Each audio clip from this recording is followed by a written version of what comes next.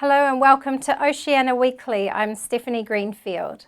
The first Asian Bazaar 2019 was held last Saturday at Te Atatu South Community Hall in West Auckland. The event was organised by Korea New Zealand Cultural Association and Street Children's Orphans Trust Foundation to have a multicultural bazaar experience and get-together. Food stalls, service promotional stalls and shopping items were set up for the bazaar. Mr. Murali Kumar, Auckland Council Facility Manager, gave a brief message during the program. Joshua Dutting from Sego Music Dreamers Limited led the singing of the national anthem and rendered beautiful song numbers. K-pop families showed their talents and sung popular songs. Hawaiian dancers were present to live in the program ceremony. Well-known fashion designer Cecilia Kang was also present to support.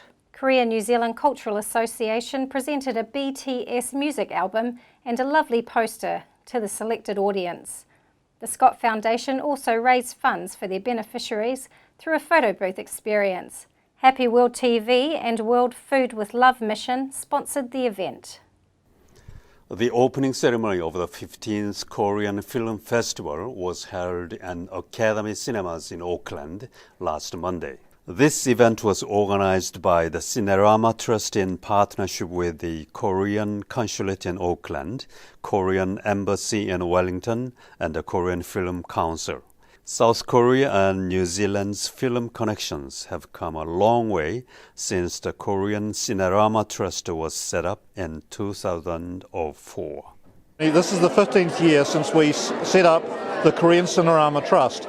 And we're really privileged to have a number of the original trustees here, including our original chairman, Michael Tai Young Park, Melissa Lee MP, Holly Her and Josephine Kim and Richard Duncan. So it's a very special occasion and we are thrilled to have such a wonderful film, a Parasite, and our friend Darcy Paquette, who worked on the film Parasite with director Bong Joon-ho. And we've got a fantastic film selection this year, a really wonderful selection of some of the best Korean films. 영화 평론하고요, 강의도 하고요, 그리고 영문 자막 번역도 하고 있습니다. 해외 한국 영화 홍보 그리고 강의 아마 계속 할 것 같아요. The Cancer Society is calling on the New Zealand government to introduce tougher rules to stop school children getting hooked on vaping. The call comes after a new survey shows that high school students across the country are vaping in greater numbers than ever. The Cancer Society survey asked 320 schools, including 142 primary schools, about students vaping.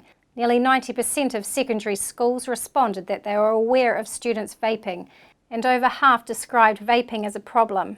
Although current evidence indicates that vaping is less likely than smoking to cause cancer, the author of the study, Bagnall, says there is not enough long-term data to know the true effects of vaping. The survey showed that 72% of schools had seen an increase in student vaping in the past year, with 89% of secondary schools aware that the students were vaping at school. A man has been charged following a tour bus crash that killed 5 Chinese tourists near Rotorua on September the 4th. 4 adults and 1 young child died after a bus rolled after failing to take a moderate to easy bend on State Highway 5 in Ngātira. The Chinese man charged is facing careless use of a motor vehicle causing death. The investigation into the crash is ongoing. The police said in a statement that they aren't ruling out further charges. The tour bus had 27 people on board when it rolled off the road on September the 4th. The driver wasn't seriously injured, according to police. Survivors have previously spoken of the crying and chaos moments after the bus rolled. President Donald Trump has welcomed Australian PM Scott Morrison on a week-long visit to the US, which includes a state dinner at the White House. The PM met at the White House, where Mr. Morrison was greeted with a military band and a 19-gun salute. The two are close politically and have lavished praise on one another. Mr. Morrison is only the second world leader to be given the state dinner by President Trump, after France's Emmanuel Macron. Morrison and Trump both heralded the decades-long relationship between their two countries as the Australian PM arrived at the White House. The two conservative politicians spent time together at the G20 summit in Osaka, Japan in June. Taiwan suffered two major diplomatic blows in the Pacific last week, with both the Solomon Islands and Kiribati severing their ties in favour of China. In just 4 days last week, Taiwan's diplomatic allies fell from 17 to 15, further isolating the island, as Beijing aggressively courts the handful of countries that still recognise the government in Taipei. At 11:30 a.m. last Tuesday, the Taiwanese flag in Honiara was lowered and the plaque removed from the embassy entrance. A plane was on its way to take their diplomats home, all technical and medical personnel leaving as well. K-pop superstars BTS are in New Zealand and appear to be here filming a new season of their travel program. The seven-piece boy band has been posting from New Zealand in recent days. The band appeared to be in the South Island and posted on Saturday from the office of a scenic glider flights operator. Their latest post was of a photo taken at the Omarama airfield in the centre of the South Island. A woman from Glide Omarama said she hadn't realised such well-known celebrities had visited. The South Korean government made an official diagnosis that the Korean economy has gone downwards since its peak in September 2017. Critics say that government policies have spurred an economic downturn by raising corporate taxes and the minimum hourly wage, even since the economy started to slow down 2 years ago, when the current administration was inaugurated. The National Statistics Committee announced that September of 2017 was the latest peak of the Korean economy. After the economy passed through a trough in March 2013, it went on an upward curve for the longest period of 54 months. It reached its peak in September 27, then began to decline. Former Deputy Ambassador of the North Korean Embassy in the United Kingdom, Thae Yong-ho, said in an interview in Time magazine last week that he expects waves of change in North Korea within decades.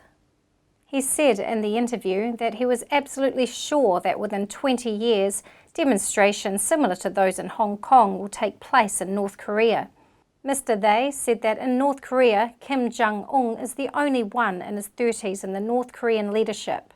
The people around Kim Jong-un are all in their late 60s, 70s or 80s, so power is still in the hands of the ruthless and merciless second generation.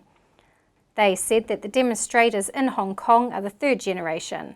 After 10 or 20 years, when the power is with the third generation, Thae thinks the people will be brave enough to go to the streets.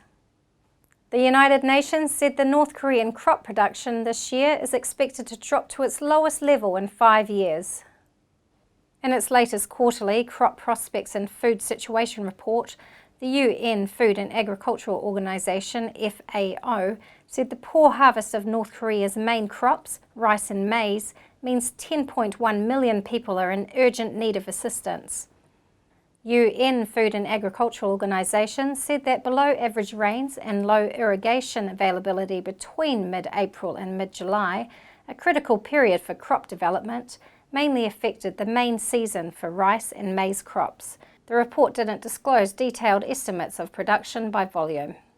Australian Prime Minister Scott Morrison announced in Washington last Saturday that his government will support the US National Aeronautics and Space Administration's inspirational campaign to return to the Moon and travel to Mars with a multi-million-dollar fund. During a visit to NASA headquarters, Morrison revealed a $150 million Australian dollar investment over 5 years into Australian businesses to help them get involved in NASA's plans. Morrison said in a statement that Australia is backing Australian businesses to the Moon and even Mars and back. The 5-year commitment aligns with the White House's goal to see astronauts return to the Moon by 2024. The 5-year commitment aligns with the White House's goal to see astronauts return to the Moon by 2024. China has unveiled the official mascot for the 2022 Beijing Winter Olympic Games in the motif of a panda. The panda mascot, named Bing Duan Duan, wears a suit of ice, has a heart of gold and a love for all things winter sports, according to the state-run media Chinese Global Television Network. In 2018, a competition was launched to design the mascots for the 2022 Winter Olympic and Paralympic Games. Around 5,000 works were submitted, and those designed by elementary and junior high school students were included on the shortlist.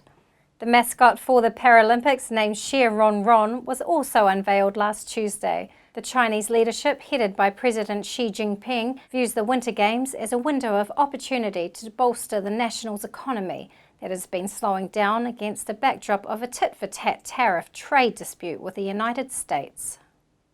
Now we're going to cross over to Voice of America. A lazy sunset in Kandahar reflects the mood. Residents of the city, one of the largest in Afghanistan, seem uninterested in the upcoming presidential election. With more than a dozen candidates in the running, posters, banners, or other visible signs of electioneering are scarce.